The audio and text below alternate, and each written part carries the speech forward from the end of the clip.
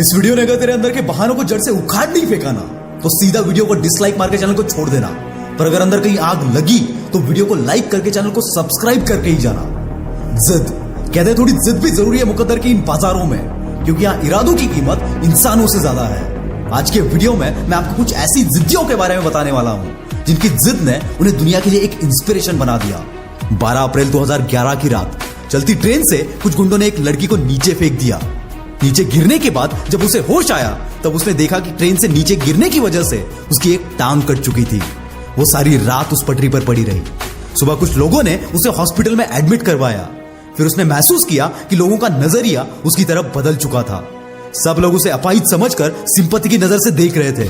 पर यह बात उस जिद्दी लड़की को बर्दाश्त नहीं थी और इसी वक्त उसने खुद से तय कर लिया कि मुझे अब कुछ ऐसा करना है जिससे कि इन लोगों के आंखों में सिंपैथी की जगह रिस्पेक्ट देख सकूं। और उसने डिसाइड किया कि अब मैं वो करूंगी जो लोग दोनों पैर होने के बावजूद भी करने की हिम्मत नहीं करते।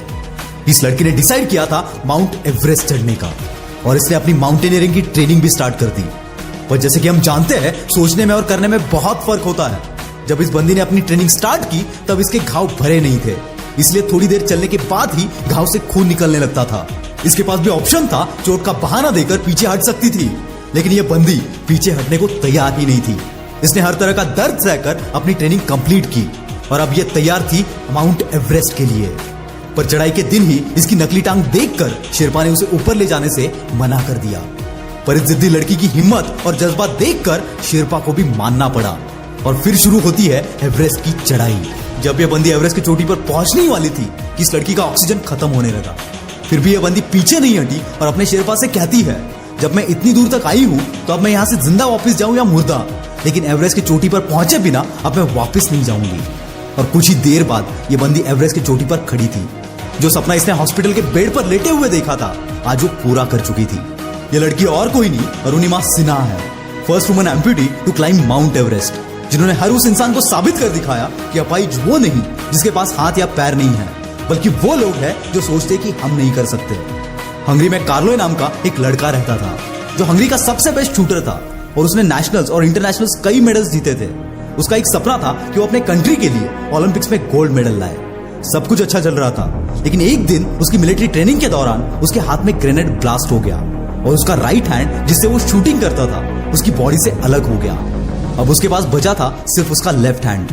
कई मुसीबतों के बावजूद 3 महीने के अंदर ही इस बंदे ने लेफ्ट हैंड की ट्रेनिंग स्टार्ट कर दी। दिन रात इस बंदे ने प्रैक्टिस में लगा दिया और 1 साल बाद वो नेशनल्स में कम्पीट करने पहुंच गया। वहां सब लोगों को लगा कि वो प्लेयर्स को मोटिवेट करने आया है, लेकिन जब इस बंदे ने कंपटीशन में हिस्सा लेकर जीत कर दिखाया तब सब चौंक गए। अब उसका मकसद था ओलंपिक्स में गोल्ड मेडल जीतना, लेकिन बदकिस्मती से 1940 के ओलंपिक्स वर्ल्ड वॉर के चलते कैंसिल हो गए। फिर भी बिना हार माने ये बंदा 1944 के ओलंपिक्स की तैयारी में जुट गया, लेकिन 1944 के ओलंपिक्स भी वर्ल्ड वॉर की वजह से कैंसिल हो गए।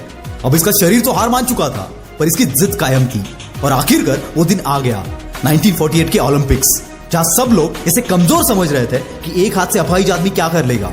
वहां इस बंदे ने सबको शिकस्त देते हुए गोल्ड मेडल अपने नाम कर लिया। इसके बाद सब सोच रहे थे कि यह बंदा रिटायरमेंट ले लेगा, लेकिन कार्लो ने 1952 के ओलंपिक्स में भी कॉम्पीट किया और फिर से गोल्ड मेडल अपने नाम कर लिया। कार्लो से हमें यह सीख मिलती है कि हाथ से जिंदगी में कभी बोल कर नहीं आते। जिंदगी में चाहे जो भी हो जाए अपने सपनों का पीछा कभी मत छोड़ना।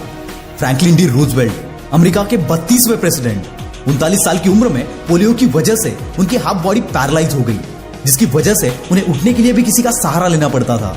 हर कोई इनसे कहता था कि तुम अपनी प्रेसिडेंट बनने की जिद को छोड़ दो, लेकिन इस बंदे ने अपनी जिद को कभी नहीं छोड़ा। कैंपेनिंग के दौरान इनकी कमियों का कईयों ने मजाक उड़ाया कि जो बंदा किसी के सहारे बिना खड़ा नहीं हो सकता वो देश क्या चलाएगा। पर कहते हैं ना, जिद के सामने सब झुकता है। इन सारी मुसीबतों के बावजूद फ्रैंकलिन डी रूजवेल्ट अमेरिका के प्रेसिडेंट बने। उस वक्त अमेरिका के हालात कुछ अच्छे नहीं थे।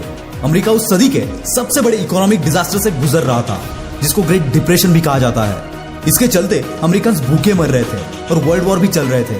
ये सब देखकर फ्रैंकलिन डी रूजवेल्ट ने अमेरिकन के हालात सुधारने के लिए बहुत सारी नई पॉलिसीज लाई, जिसको अमेरिकन सरकार आज भी फॉलो करती है। और वर्ल्ड वॉर रोकने के लिए इस बंदे ने यूनाइटेड ऑर्गेनाइजेशन की फाउंडेशन रखी। एक आदमी जो किसी के सपोर्ट के बिना उठ नहीं सकता था, उसने अपने जिद के बलबूते पर इतना कुछ करके दिखाया। इसलिए जब भी यूनाइटेड स्टेट्स ऑफ अमेरिका के सबसे अच्छे प्रेसिडेंट का नाम लिया जाता है तो फ्रैंकलिन डी रूजवेल्ट